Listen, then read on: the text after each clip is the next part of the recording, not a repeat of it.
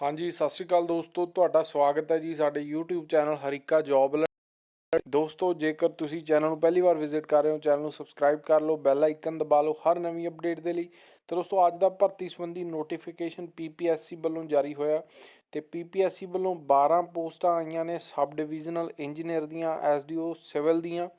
ਤੇ ਇਹ ਰੱਖਣੇ ਆ ਜੀ Punjab water supply and sewerage board in the department of local government of Punjab. ਠੀਕ ਹੈ ਜੀ। ਤੇ ਐਡਵਰਟਾਈਜ਼ਮੈਂਟ ਨੰਬਰ 14।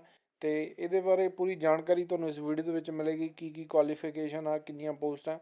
ਤਾਂ ਸਭ ਤੋਂ ਪਹਿਲਾਂ ਇਹਦੇ ਵਿੱਚ 12 ਪੋਸਟਾਂ ਦੀ ਗੱਲ ਕੀਤੀ ਸੀ। ਜਨਰਲ ਦੇ ਵਿੱਚ 6 ਪੋਸਟਾਂ, 2 ਵੂਮਨ ਦੇ ਲਈ ਰਿਜ਼ਰਵ ਹੈ, ex serviceman 1, schedule caste other 1, Balmiki Mazhabi Sikh 0, Balmiki ESM 1, backward class 1 ਤੇ EWS 1।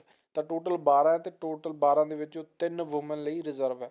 ਤੇ ਇਸ ਤੋਂ ਬਾਅਦ ਦੋਸਤੋ, ਜਿਹੜੀ ਤੁਹਾਡੀ ਕੁਆਲੀਫਿਕੇਸ਼ਨ ਹੈ, ਤੁਸੀਂ 30/4/2021 ਤੱਕ ਪੂਰੀ ਕੀਤੀ ਹੋਵੇ। ਤੇ ਪੇ ਸਕੇਲ ਦੀ ਗੱਲ ਕਰੀਏ, 47,600 ਤੁਹਾਨੂੰ ਇਨੀਸ਼ੀਅਲ ਪੇ ਮਿਲਣੀ ਹੈ।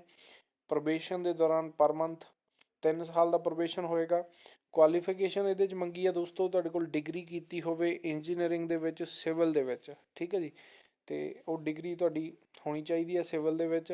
ਇਸ ਤੋਂ ਬਾਅਦ 10ਵੀਂ ਦੇ ਵਿੱਚ ਪੰਜਾਬੀ ਪਾਸ ਕੀਤੀ ਹੋਵੇ। ਏਜ ਦੀ ਗੱਲ ਕਰੀਏ, 18 ਤੋਂ 37 ਸਾਲ ਤੁਹਾਡੀ ਏਜ ਹੋਣੀ ਚਾਹੀਦੀ ਆ 1/1/2021 ਦੇ ਅਨੁਸਾਰ। ਤਾਂ ਹੁਣ ਜਿੰਨੀਆਂ ਵੀ ਪੋਸਟਾਂ ਨਿਕਲ ਗਈਆਂ ਨੇ, ਸਭ ਦੀ ਲਗਭਗ ਏਜ ਆ ਜਿਹੜੀ 1/1/2021 ਦੇ ਅਨੁਸਾਰ ਹੀ ਉਹ ਮੰਗ ਰਹੇ ਆ। ਤੇ ਕੰਪੀਟੀਟਿਵ ਐਗਜ਼ਾਮ ਜਿਹੜਾ ਇਹਦਾ ਹੋਣਾ, ਇਹਨਾਂ ਨੇ ਟੈਂਟੇਟਿਵ ਡੇਟ ਮਈ ਦੇ ਵਿੱਚ ਦਿੱਤੀ ਆ, ਮਈ 21। ਤੇ ਇਹਦਾ ਸਿਲੇਬਸ ਵਗੈਰਾ ਵੀ ਦਿੱਤਾ ਗਿਆ, ਇਹਨਾਂ ਦੀ ਵੈਬਸਾਈਟ ਤੁਸੀਂ ਚੈੱਕ ਕਰ ਲੈਣੀ ਆ, ppsc.govt.in। ਤੇ ਇਹਦੀ ਲਾਸਟ ਡੇਟ ਆ ਜਿਹੜੀ 30/4/2021 ਤੱਕ ਇਹਨਾਂ ਨੇ ਦਿੱਤੀ ਆ।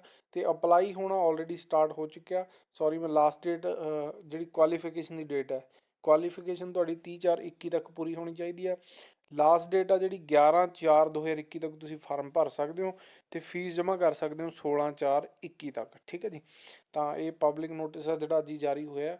ਇਹਦੀ ਵੈਬਸਾਈਟ 'ਤੇ ਤੁਸੀਂ ਪੂਰੀ ਡਿਟੇਲ ਜਾ ਕੇ ਚੈੱਕ ਕਰ ਸਕਦੇ ਹੋ। ਤਾਂ ਸਿਵਲ ਵਾਲਿਆਂ ਲਈ ਇੱਕ ਹੋਰ ਮੌਕਾ ਆ ਗਿਆ।